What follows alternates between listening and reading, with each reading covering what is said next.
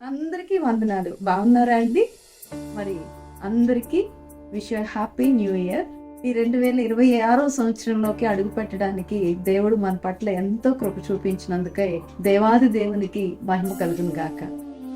ఈరోజు 2025 సంవత్సరం గురించి మనం మాట్లాడుకుంటే ఎంతో మంది డౌన్ హార్టెడ్గా ఎన్నోసార్లు అనిపిస్తుంది ఈ 2025 సంవత్సరంలో ఫెయిల్ అయిపోయాము, లేదా ఎన్నో అనుభవించాము, ఎన్నో రకాల ప్రతికూలతల మధ్యలో ఉండిపోయామని చాలాసార్లు అనుకునే ఉంటారు.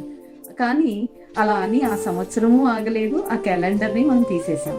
అయితే మరో నూతన సంవత్సరం మన జీవితంలోకి దేవుడు అనుగ్రహించారంటే ఒక గొప్ప నిరీక్షణని మరొక్క మారు దేవుడు మనకి తెలియచేస్తున్నాడు.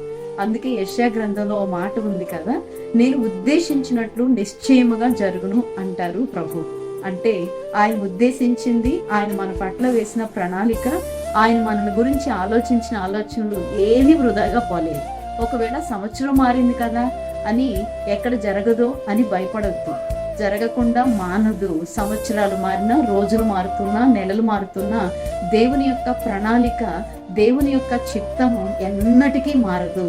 ఆయన కృపలో ఖచ్చితంగా అవన్నీ నెరవేర్చబడతాయి. అందుకే గ్రంథకర్త మరో మాట అంటాడు, నేను బాహు చాచిన దేవుణ్ణి దాన్ని రద్దుపరచగలిగిన వాడు ఎవడు. అంటే దేవుడు ఒక ప్రణాళిక వేస్తే, దేవుడు ఒక చిత్తాన్ని మన పట్ల చూపిస్తే, దేవుడు వాగ్దానం మన పట్ల అనుగ్రహిస్తే అవి నెరవేర్చబడకుండా ఎప్పుడూ ఆగవు. అంటే ఆయనను దాటుకుని మనం ఏమీ చేయలేము, కానీ ఆ వాగ్దానాలు కానీ లేదా ప్రణాళికలు కానీ ఎన్నడూ కూడా అవి ఆగకుండా తప్పక జరుగుతాయని ఒక భరోసాని దేవుడు మనకి అనుగ్రహిస్తున్నాడు.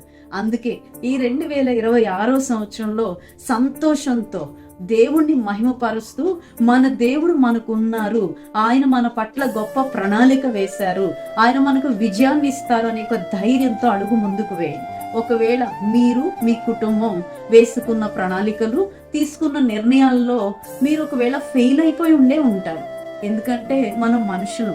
కానీ ఈ రోజు ఖచ్చితంగా ఒక మాట చెప్తున్నాను, తరాలు గతించిపోయినా మరి ఏం జరిగినా ఆయన మాటల్లో పొల్లైనా సున్నైనా తప్పిపోదని. అట్టి గొప్ప నిరీక్షణ మనకు ఉండగా మనం ఎందుకు భయపడ్డాం? అందుకే ధైర్యంతో ఈ రోజు మీరు ఎక్కడ ఉన్నా ఆ స్థానంలో నా పట్ల దేవుడు ఉద్దేశించిన సంగతి చాలా గొప్పది గనుక నేను తప్పక విజయం సాధిస్తాను, ఈ 2026 సంవత్సరం నా జీవితంలో ఓ గొప్ప టర్నింగ్ పాయింట్ అవ్వబోతుంది అని ఒక ధైర్యంతో, సంతోషంతో అడుగు వేయండి. మరి దేవుడు ఉద్దేశించిన సంగతుల్లో మనం దేవుని ఎడల మరింత విశ్వాసం కలిగి ఒక అడుగు ముందుకు వేస్తూ దేవుని చిత్తం నెరవేర్చబడడం కోసం ఎదురు చూద్దాము. దేవుని యొక్క దివ్యమైన దీవెనలన్నీ తప్పకుండా పొందుకుందాము. It's going to be a blessed year అని సంతోషంతో దేవుని స్తుతిద్దాం. అట్టి దేవుని యొక్క కృప మనందరికీ తోడై ఉండి నడిపించును గాక. God bless you all.